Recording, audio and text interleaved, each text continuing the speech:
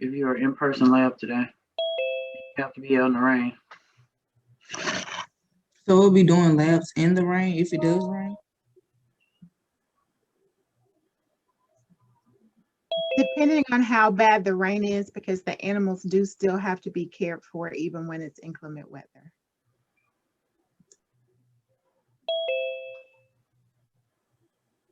Hello.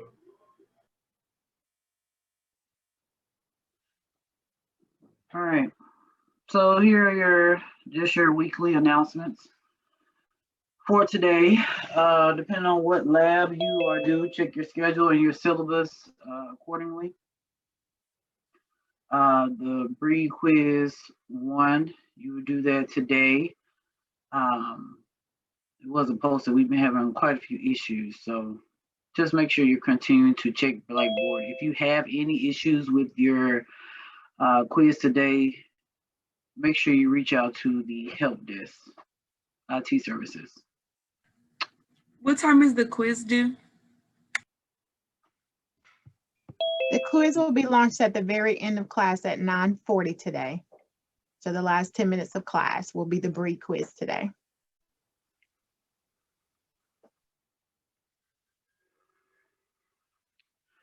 All right, so I guess we don't necessarily have to do these because your role will be your quiz today. So make sure you are present and get it done by 9:50 today. So today we're looking at the dairy life cycle, history, and general production of beef cattle. And I'm kind of moving because we're behind and we're also cut a little short today due to the quiz, so that you'll have enough time. So dairy cattle and the Americans in 1607, the Virginia colony, all of them when they were brought over were eating. And the 1611 Jamestown colony, so they all survived. They were in survival. 1625 Dutch colonies, herds began. So they began to bring them over, and they began to become established in the form of herds. So the history, historical perspective, early American dairy cattle were for dual and triple purposes, which were your meat, your milk, and draft labor, which nowadays the industry has drastically changed because you have a lot of farms that are only dairy, you have a lot of them that are only beef cattle operations. And so here in the developed world, a lot of the farms are just single purposes, and you have some that still may have dual purposes. Dairy herds develop around population centers for ease of delivery of fresh products. So around like large populated areas, you may see dairy cattle operation establishment for the ease of delivery of the fresh product.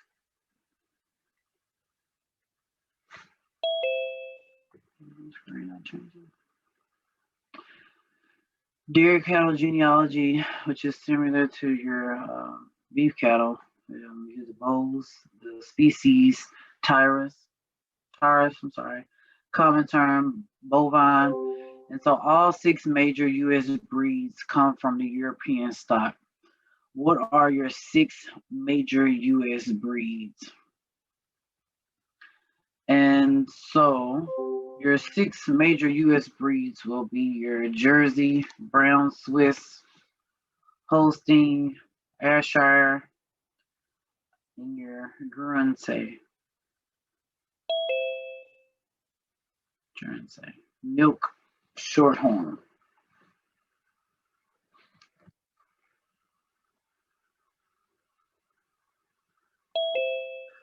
So just a recap or to help you all with your let me spread this up. Help you all with your quiz today. So some of your major breeds of dairy cattle. This should be a familiar one to you, and hopefully you all have did quite a bit of studying. So Let's see. Tiana Hill, black and white or red and white in color, large size, heavy milk producers. What is this dairy cattle? What is this species? I'm sorry. Holstein Fraser. Tiana Hill. Holstein Fraser. That would be correct. Great job. What is this dairy breed? Colors vary light gray to dark, to being darker. Head and hips, medium size, produces more pounds of milk per body weight than other dairy breeds. Kyle Pender, what is this species? What is this Jersey, breed? ma'am. Jersey. Jersey cow. Is this Kyle talking? Pender? Yeah, I said Jersey. Okay. Screen is, good job. The screen is delaying for some reason. What is it? Red and white in color, medium size, high milk production, and feed intake ratio. Milk is high and beta carotene. Savannah Flemington. What breed is this?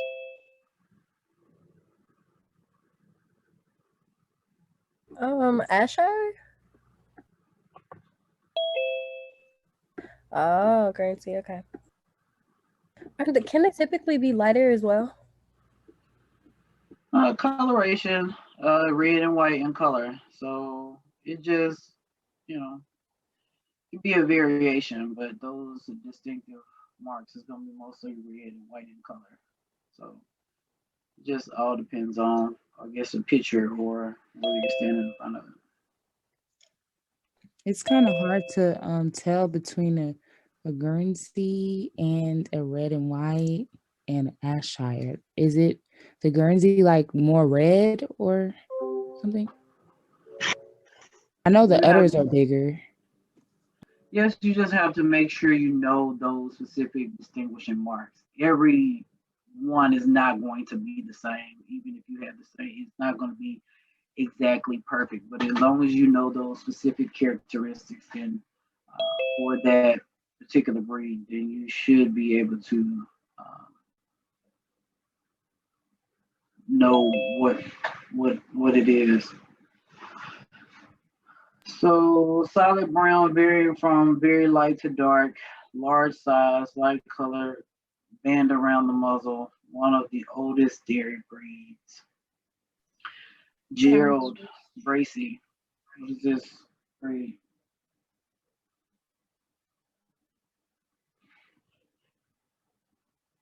Gerald. Yes, ma'am.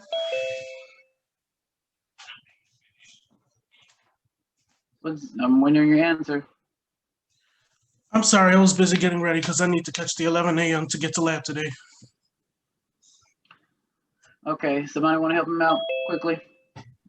Brown Swiss. That's a great job. Red and white in color, amounts vary. Medium size, purebred Ayrshires only produces red offspring. Average milk production. The red and white. No, that's the red and white Holstein. You have to make sure you know them.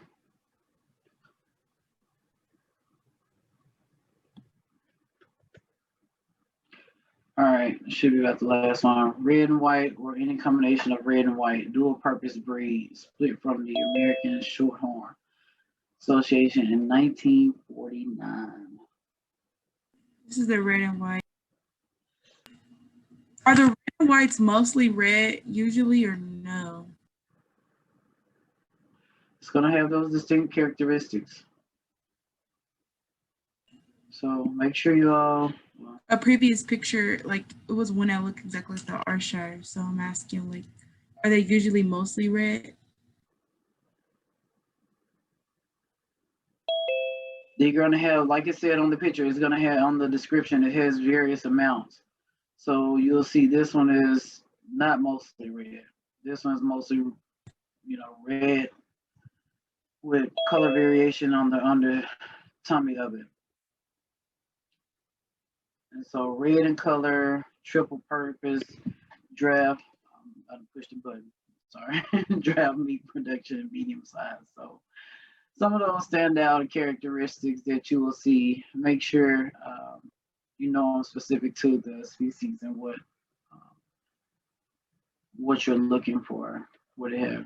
So moving on to dairy breeds and screen up the way.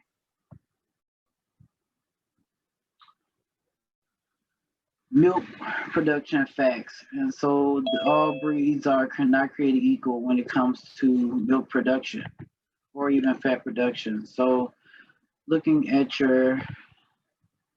this table, breeds, percent of butter fat, pounds of butter fat produced, and the milk produced. So Holsteins, I'll put them up there because you all have to write. All right. So Holsteins are one of your top producers in milk, which is in turn they have a high butter fat content. When you're looking at the importance of percent of butter fat or the pounds of butter fat, make sure you're doing your reading and why it's important. Why is butter fat important to milk, and how do the dairy cattle put the butter fat on? Know those particular, what breeds produce more or is good for milk production to even have in your dairy cattle operation. So you're looking at some of the top breeds and their milk production. So your things to think about: which breeds produce the most total pounds of milk? Why do you think this is so? And so when you're going through your reading and you're taking your notes, make sure you're able to answer these questions or types of questions such as this. So which breeds? So your Holstein is going to be the top milk producer. And so Holsteins are 90% of dairy cattle herds is going to be Holstein operations. So why is this so? What specific characteristics do Holsteins acquire to produce a lot of milk or produce a high content of butter fat?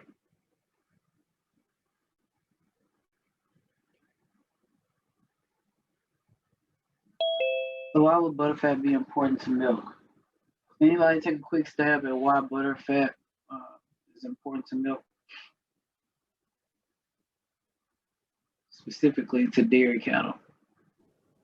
Does it have like a lot of nutrients? Right, you're definitely on the right track. So dairy cattle, they put on their fat in their milk. And so this is how they store their fat. And so it is one of the primary markers of the dairy cattle's health, is looking at the better fat content within their milk. What breeds produce the lowest total pounds of butter fat? And so that is going to be your Ayrshire breed that produces the lowest amount of butter fat. What would you think the most important breed of dairy cattle would be, judging from this data, and why? Anybody want to take a stab at this one? Holstein. Correct. I would say the Holstein, Correct. Why is that? because the Holstein has the most pounds of butter fat, and it produces the most amount of milk. And the Holstein is like your typical cattle that you always see on TV. It's widely and heavily marketed. Like when people think of a cow, typically think of a Holstein cow. So that lets you know like something about it is like really unique and special. All right. Great job.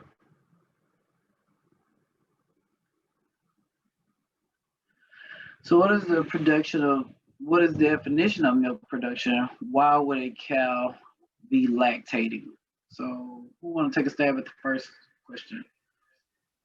The cow would be producing milk because for the cow.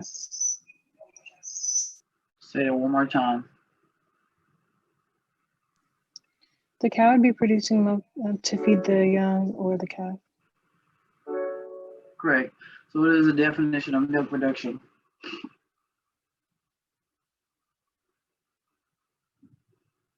Anybody?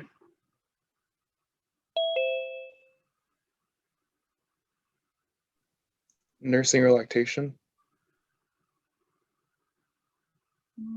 Yeah, it's something. You're close on the line. So milk production is the nutrient fluid produced by mammary glands of many animals for nourishment of their mammals. Yeah. So make sure you all are reading in detail and taking notes so that you can better answer these questions if you see them again on the test. So dairy breeds and selection terms. So bull is a mature male dairy animal. Cow, mature female dairy, shows evidence of having produced one or more calves. So the cow has to, that's the difference. The cow has to have produced one or more calves, have given birth. Heifer is a female dairy animal that has not born a calf.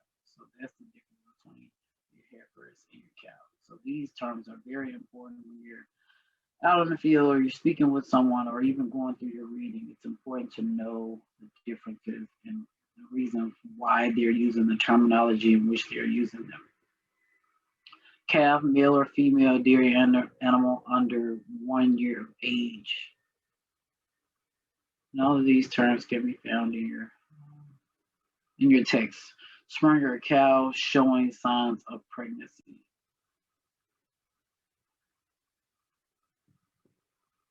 Breed characteristics, physical traits that differentiate one breed from another. So those are a lot of the characteristics that you were looking for and seeking out to be able to determine which breed that you're looking at.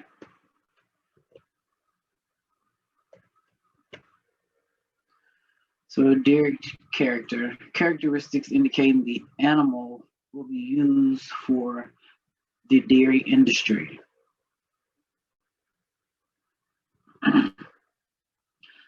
Butterfat, percent of fat in the milk. Milk production, amount in pounds of milk that a cow produces during a lactation period.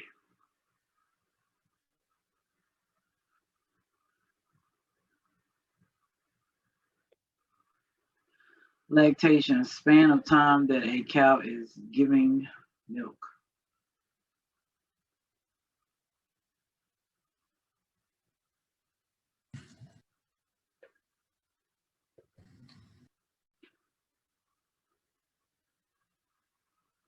Discrimination, defect that is undesirable.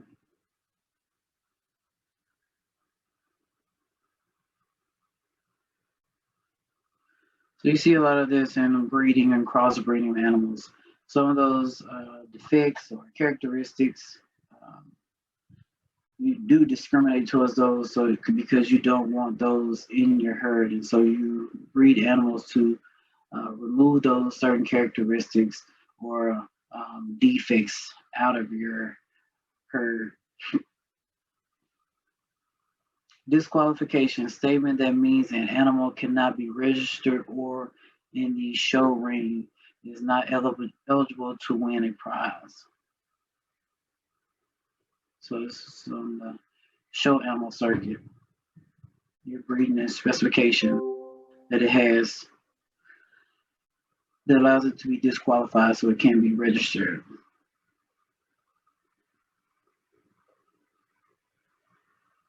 So continue with terminology. Dairy herds improvement records. DHI, production records kept on producing dairy cattle. That is one of your major thing in cow operations, whether you're dealing with beef, dairy, goats, pigs. The records or the improvement records are going to be very important records for you to keep up with your herd, and it allows you to have a detailed management plan, healthier management plan, and you're able to keep up with your animals, whether you're vaccinating, whether you're in dairy cattle, whether they're good mothers, how much milk they're producing. All of these are within the record keeping that one should keep within the records. Mammary system, part of the cow directly responsible for producing and storing milk. So when we continue to physiology, we'll learn more about the mammary system. Disposition, manner in which an animal acts, quiet, docile, vicious. And so oftentimes when working with animals, we tend to not pay attention to the animal's disposition, and that's oftentimes how a lot of accidents happen, because we're not paying attention and being attentive to the animal and what it needs. And so certain animals, certain breeds have certain dispositions that can be either good or bad to have within your herd. So make sure when you're around animals at all times, no matter what type of animal it is, make sure you're paying attention to your disposition.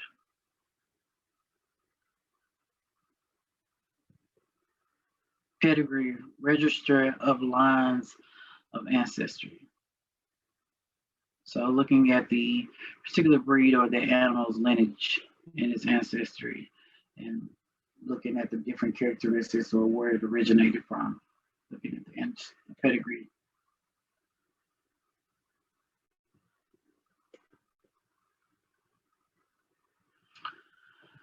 So dairy cattle numbers, some of these numbers fluctuate and change. California is one of their top producers in dairy cattle. The number of farms over the years have decreased. However, the number of animals have not decreased. They've actually increased in certain areas, and that's due to technology becoming more efficient with the animals, genetics, breeding, crossbreeding, putting those animals, keeping records, allowing those animals to have a healthier herd health and get on a consistent system that allows them to become more efficient, where you don't necessarily have to have more farms. We're just being more efficient with the herd heads that we have in production. So California, Wisconsin, New York, Pennsylvania, Minnesota, a lot of these are all the top producers. You'll see where there's a lot more populations of areas of people, you'll see that dairy cattle tend to surround those heavily populated areas due to, like we said previously, easier for shipping or just access to those fresh dairy products. Does acreage have anything, or land have anything to do with the number of farms compared to the number of dairy cows? Because I see California is leading in the number of dairy cows, but has a significantly lower number of farms than Wisconsin. Is that because is that also because the farms are larger in land? Or is it just technology? It could be a little bit of both. So you see California, their land space is small, but Wisconsin is larger. Just depends on the area. But you know, if you're efficient, you have a large herd head, number of herd head, and your technology and your equipment is efficient, you do not necessarily have to have more land so you can space in a dairy cattle operation system. Because dairy, you got to remember, dairy cattle is different from beef cattle. They're not, you don't necessarily need the land for grazing. So dairy cattle operations are going to differ. That's when a lot of the differences come in. With dairy cattle, you can have a lot of herd head and not have to have as much space as you would with beef cattle. Okay. For, Thank you. for the production of the dairy cattle in California, would that, because the farms are so small, would it have effect on the production of milk, perhaps? Ask your question one more time. So, like, excuse me? No, I'm trying to see exactly what you're asking. Okay. Basically, I'm like just asking the fact that in California the farms are so small, but yet they have significantly more dairy cattles. Would that affect their milk production? No, because they're still producing. If you look at the last column, they're still producing quite a bit of milk past Okay. the competitors. I asked that because it's just like maybe just like harsh environments could do some type of effect or something like that. That's pretty much it. They're still producing quite a bit of milk. Like I said, in dairy cattle operations, it's totally different from your beef cattle operations. So you don't necessarily need to have more farms and more land. You can have quite a bit of with technology. You can have quite a bit of animals and still have large production. Okay, thank you. Dairy life cycle of calving. So year-round calving is most common in the U.S. to promote a steady flow of milk for sale. Some seasonal calving utilized to reduce milking and calving in the coolest months or to support grazing-based systems. Gestation in cattle is about 9 months. And so in your reading, it goes into detail about why they have in the dairy cattle system, you have year-round calving. Why is this important? There's one particular thing. Why is it important? Somebody quickly answer for me, please. Is it the lactation curve? You said the lactation curve? Yes, and the amount of milk that they produce is going to decrease over time. So they need to produce another calf. Yes, but why is it one particular reason why you have year-round calving or you have to have calving in dairy life cycles?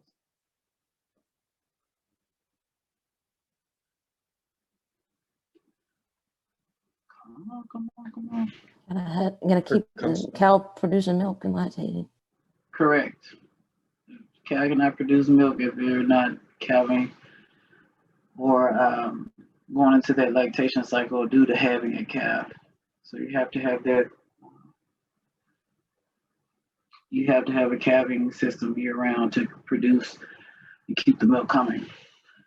So newborn calf management, birth weight calf management is 60 to 100 pounds, colostrum feeding, hand feeding compared to beef nursing, weaning from dam within first day as compared to 7 months for beef cattle. You have your navel dripping, it's an antiseptic solution, and they begin your record keeping as soon as they're born, day one.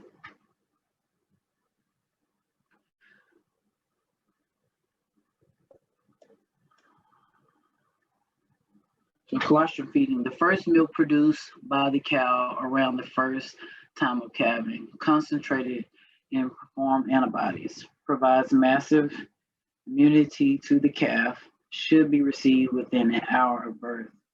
Colostrum often bottle fed to ensure consumption for these calves.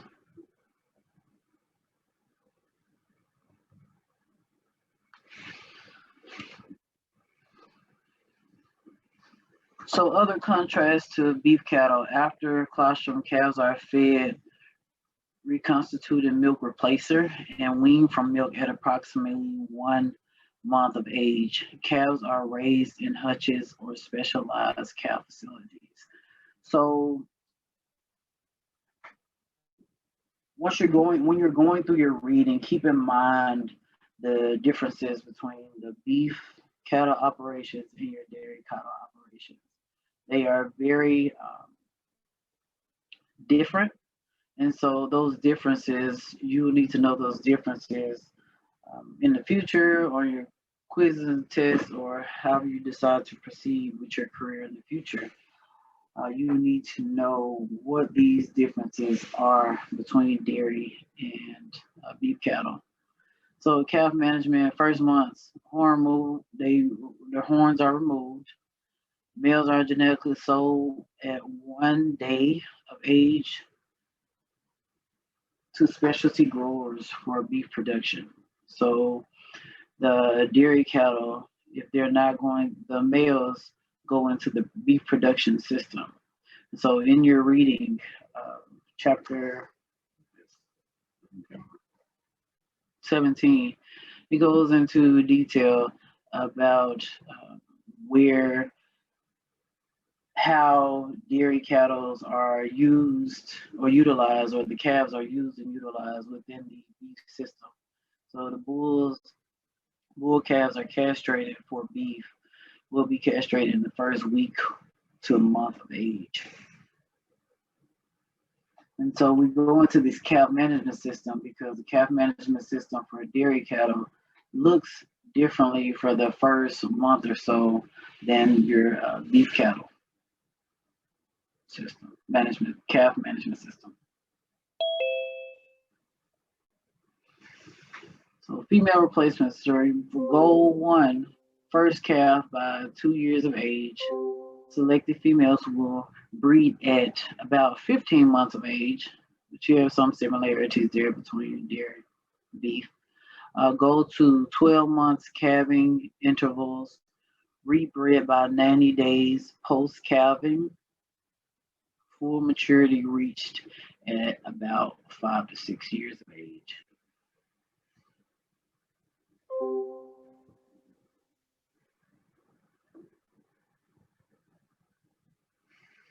"12-month cycle.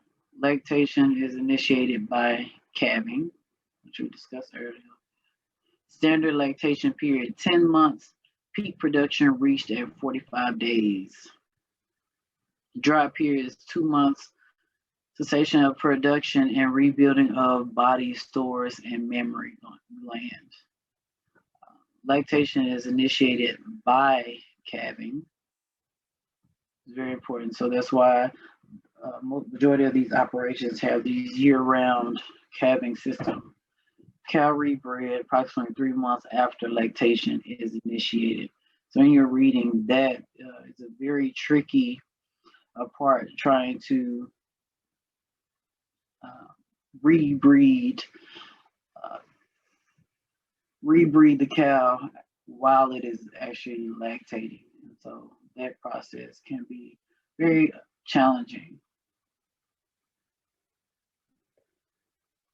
So your dairy bulls compared to beef, pre-selected via planned matings, very few bull calves selected, AR organization, bull studs, predominant, feedlot performance not tested, USA. So in your dairy system, AI is used quite a bit.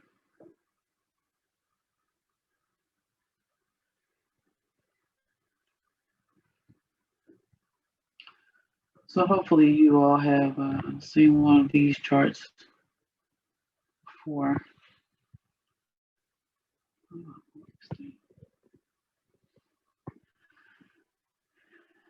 And it just shows the parts of a cow. And so you should have this in your copy of your PowerPoint presentation. And so, you have the neck, the the body makeup of the cow. Yeah, the regular, but looking at, you know, where your rumbrels and your loins in the back. And there are other pictures that go into more detail where they're showing the different cuts of meat and where they come from. And so that's always interesting to look and learn that, learn where your cuts of meat comes from within on your cow. And then once you get to the grocery store, it was funny to me that I was able to, you know, remember what part it came from. And so just looking at the structure, make sure you know your structure, for your dairy cattle, your teats and your mammary veins, and your foreudder attachment, foreudder, your milk wells. All of this is going to be important for you to know where their placements are and what are their functions, how do they contribute to the production of your milk, production of the cow's milk.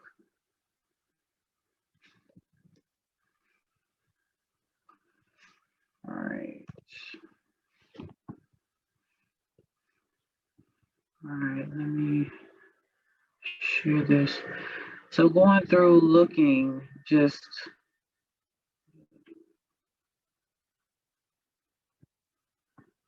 I'm trying to find TAs, were there any questions in the chat? No, ma'am. It's the question they asked earlier about the assignments. Someone asked where lab was today.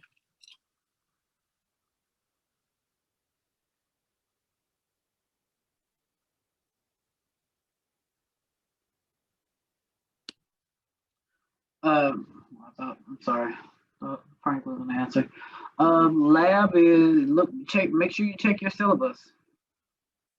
I'm not sure what lab you're supposed to be in, so look at your syllabus. Make sure you know what group you're supposed to be in, and it should definitely be on your syllabus, because I can't tell you specific, because everybody is in a different place and doing different things. So beef cows versus dairy cows. So going through your reading, make sure you're looking for some of the similarities and differences. And so this is one of the pictures or infographics that I found in comparison with dairy cattle and beef cattle. And so it tells you some of the more common breeds for your beef cattle, your dairy cattle, what they're bred for, to be more, dairy is bred to be more muscular, be able to develop and maintain a certain amount of condition or finish, which is your fat. Bred to produce milk and tends to appear a little thinner than beef cows. And so that also make sure you know how to tie in your butter fat. Why does beef cattle fat go where it goes, and the dairy cattle fat shows up where it does? Tend to have heavy and stocky round bodies, with your beef cattle short necks, heavy and large udders. And so we were talking about the young lady who was asking about the California and the farms. And so you'll see the differences in their physiology, because your pasture versus does not have to have navigate pasture. How does it show up, and how does it differ amongst the animals? Beef versus dairy cattle. All right, so that is our time. It's 9:40. So you all your breed 1 quiz is launched.